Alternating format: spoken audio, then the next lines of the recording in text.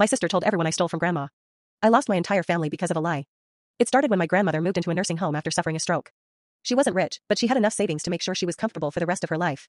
Every Sunday, I'd visit her with fresh flowers and sit beside her bed while she told me the same stories I'd heard 100 times.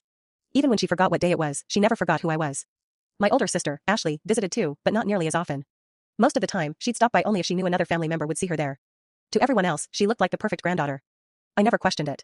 Then one afternoon, Grandma's favorite gold bracelet disappeared. A week later, cash started going missing from her bedside drawer. Then her wedding ring vanished. The nursing home began asking questions, and before anyone had answers, Ashley told the family she knew exactly who was responsible. Me. She claimed I was the only one who visited Grandma regularly. She reminded everyone I'd been struggling financially after losing my job. She even said she'd seen me putting something into my backpack during one of my visits. None of it was true. But it sounded believable. Within days, my phone stopped ringing. My aunts unfriended me on social media. My cousins stopped inviting me to birthdays and holidays.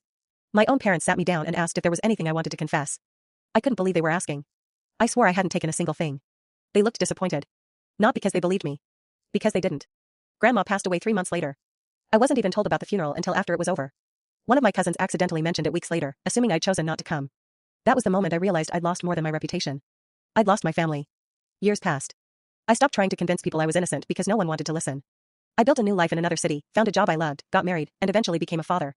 Every now and then I'd think about Grandma and wonder how different everything could have been if just one person had believed me. Almost 6 years later, I received a call from an attorney representing the nursing home.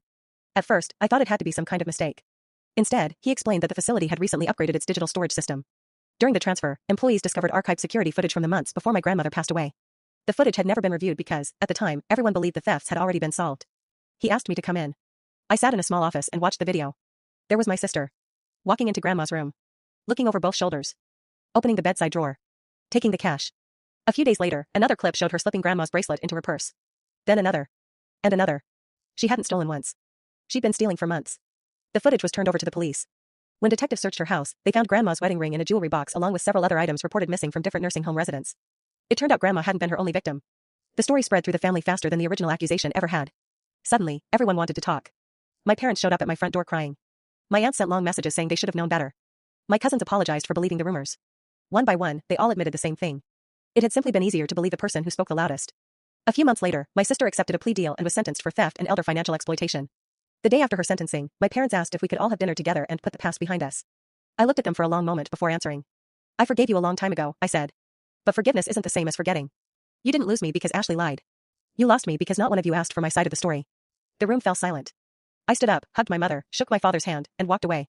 I still think about Grandma sometimes. Not because of the money. Not because of the jewelry. But because the woman who loved me unconditionally spent the last months of her life believing her family was falling apart around her. I only wish she had lived long enough to know the truth.